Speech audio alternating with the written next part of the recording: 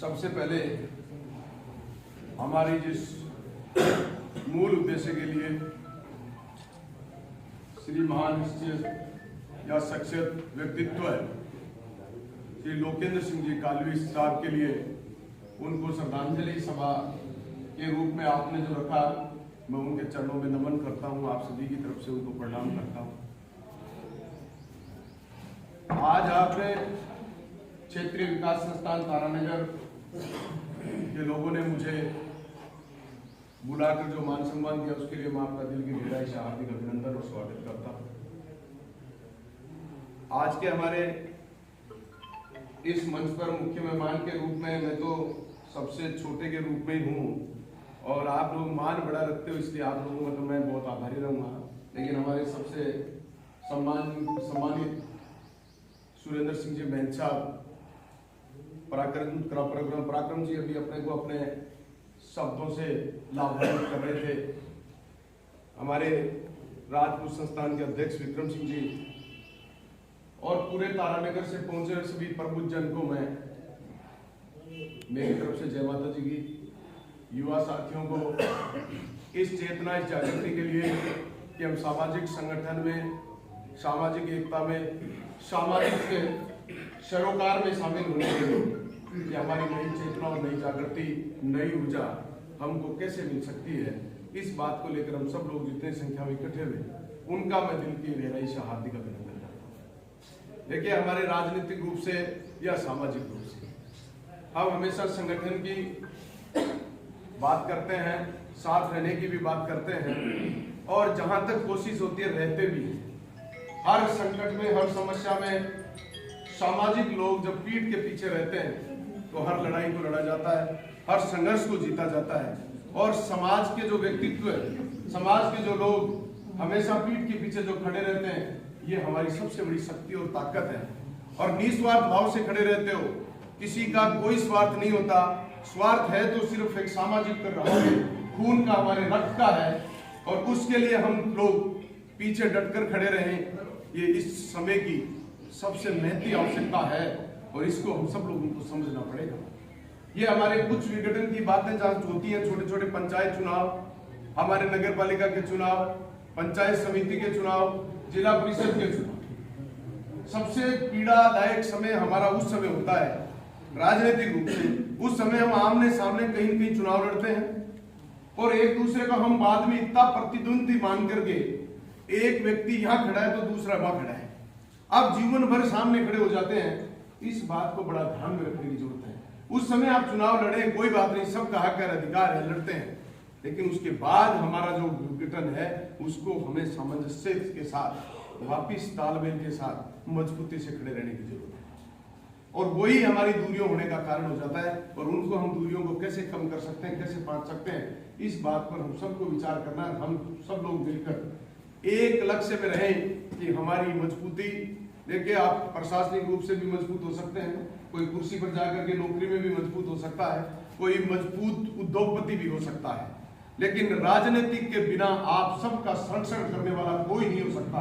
इसलिए राजनीति में अगर आप पिछड़ते रह गए तो फिर धीरे धीरे ना तो आप उद्योगपति रहोगे, ना आप नौकरी में रहोगे और ना अगर कहीं हो तो वहां आपका कोई संरक्षण करने वाला बचेगा। इसलिए संरक्षण की लड़ाई मूल रूप से प्रताप फाउंडेशन की बात वकील साहब कर रहे थे, मैं कह रहा हूँ मूल रूप से प्रताप फाउंडेशन भी इसी बात के लिए लग रहा हूँ। प्रताप फाउंडेशन भी ये चाह रहा कि राजस्थान में किस तरीके से हम हमारे लोगों को कितना ज्यादा जागृत कर सकते हैं राजनीतिक रूप से, उस बात के लिए ही प्रताप फाउंडेशन काम कर रहा है। और आप लोग जिस तरीके से यहाँ तारानगर में तो मैं देखता हूँ आप लोग खुद जागृति है, कुछ हमारे से थोड़ी सी ज्यादा है। हम थोड़े अभी भी इस बात में पीछे हैं, क्योंकि आपकी जब जब भी सामाजिक मीटिंग होती है हम देखते हैं खूब सारी संख्या में लोग आते हैं। हमारे विक्रम जी सिंह जी हर बार हर महीने में मीटिंग बुलाते हैं, लेकिन राजगढ़ में बहुत कम लोग आते हैं, क्योंकि अभी तक उन लोगों में आप लंबे समय से लगे हुए हो, आप हमसे पहले लगे हुए हो, इसलिए आपने सामाजिक चेतना और जागृति कुछ अधिक है और हमारे अभी तक पीछे हैं। लेकिन विक्रम सिंह जी लगने के बाद एक साल में हम बहुत अच्छे प्रगति में हैं। विक्रम सिंह जी भरसक प्रयास भी कर रहे हैं जोड़ने का और समाज को आगे बढ़ाने का, लेकिन ये जब बुलाते हैं तो बहुत थोड़ी संख्या में आते हैं। कई बार विक्रम जी हमारे गुस्से हो जाते हैं कि क्या यार मेरी अकेले की जिम्मेदारी है, पर मैं इनसे माफी मांग के हम चचा के रखते हैं कि साहब आप प्रशासनिक आदमी हो, हमें मैनेज करोगे और आप मैनेज करके इसको आगे बढ़ाते रहोगे और आप सब लोग एक ही लक्ष्य में, एक ही काम में लगे कि हमारे अच्छे कार्य हम कैसे कर सकते हैं, दूसरे समाज के लोगों को जोड़ने की कला भी हमारे अंदर कैसे पैदा हो सकती है, इस बात पर विचार ये विषय हमारा दूसरा है। हम तो एक साथ हो जाएंगे, हमारे एक साथ होने से आप लोगों पर लोग इस भरोसे पे टिके खड़े हैं कि राजपूत समाज, क्षत्रिय समाज हमारा संरक्षक बनेगा, हमारी मदद करेगा, हम उनका सहारा लेंगे और हम सबको उसका सहारा बनना है। इस बात के लिए सब लोग विचार करो। जिस गांव में, जिस गली में, जिस मोहल्ले में आप लोग बसते हो, रहते हो, वहां अपने पड़ोसी की, अपने गांव के व्यक्ति की मदद कैसे कर सकते हो, ये प्लान दिमाग में पैदा कर लो। आपको दुनिया में कोई नहीं रोक पाएगा आगे बढ़ने। अभी तक हमारे से ज्यादा आगे हम प्रतिद्वंदी को देखते हैं और प्रतिद्वंदी को देखकर हम जो विचार करते हैं उससे सीखने की कला आप लोगों में होनी चाहिए। मैं तो सीखो, आप उनसे द्वेषता करो, इसका कोई लाभ नहीं है। आप उनसे सीखो, इससे हमारा लाभ होगा। उनसे सीखने की जरूरत है। जो अच्छा कोई कर रहा है और हमें लगता है ये काम वो अपने लिए अच्छा कर रहे हैं तो हमें भी अपने लिए और बेहतर अच्छा कैसे करना चाहिए, ये बात उनसे सीखने की हमें जरूरत है। ना कि हम उनसे वो कहेंगे द्वेषता कर ली, उससे हमारी बात नहीं पड़ेगी। हमें अपना काम के लिए प्रगति करने के लिए हम सब लोगों को विचार अच्छे लेने पड़ेंगे। हम सब लोगों के मददगार बने, गरीब की, असहाय की, पीड़ित की, मजलूम की हम मदद करें। हम उस समय संगठित हों, उसके लिए हम आगे बढ़े, हम उसके लिए आगे खड़े हो जाएं तो हमें कहीं प्रॉब्लम नहीं होगी। इसलिए आप सब लोग अच्छे समझदार लोग हैं, सारे जानते भी हो, हमसे बेहतर जानते हो, सबको साथ लेके चलेंगे तो निश्चित रूप से हमारी नैया सबकी पार हो जाएंगी। और सबको साथ लेके अगर नहीं चल पाएंगे तो हमारी नैया एक हमारे इतने दायरे से नहीं हो सकती। इसलिए कई बार हमें सुनने को मिलता है, कई बार हमें आप लोग कह भी देते हैं, मैं आपको बड़ी कड़ी बात कह रहा हूँ कि साहब हमें नहीं सुनते हो, हम सुनते हैं आपको। ऐसा कतई किसी व्यक्ति का ये मन नहीं है कि हम नहीं सुनते, लेकिन सुनकर हम करने का भी प्रयास करते हैं। कुछ नहीं हो पाता है, ये एक अलग बात है। नहीं हो पाना, आप ये नहीं मान कह सकते कि हमारा कर नहीं रहे। कई बार हो नहीं पाता है, करने के बाद भी नहीं हो पाता है, इसका मतलब ये नहीं कि हम कर नहीं, हो नहीं पाता। इसलिए हम करें, इस बात को भी समझने की आप लोगों को जरूरत है। हम चाहते हुए भी नहीं कर पाते थे और हम जो कर रहे हैं उस पर आप ये बात नजर मत रखो कि आप किसका क्या कर रहे हो। आप इस बात की नजर रखो, हम जब आए तो हमारी बात सुनी जाए, हमारा करने का भरसक प्रयास करें, उसमें हम आपकी कमी नहीं आने देंगे। ये मैं आपको विश्वास के साथ कह सकता हूं। तो इसलिए आप सब लोग 21 तारीख का रक्तदान शिविर की भी बात पराक्रम जी ने कही, आपने भी कही।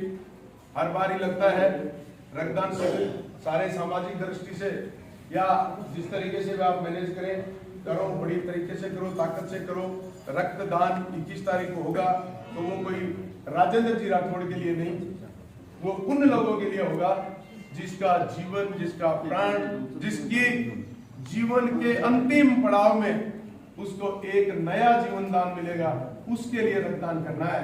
और वो रक्तदान उन लोगों के काम आएगा जिन लोगों को जानकारी भी नहीं है कि हमारे लिए किसने जान बचाने के लिए किसने क्या योगदान कर दिया। रक्तदान का नाम महादान क्यों दिया?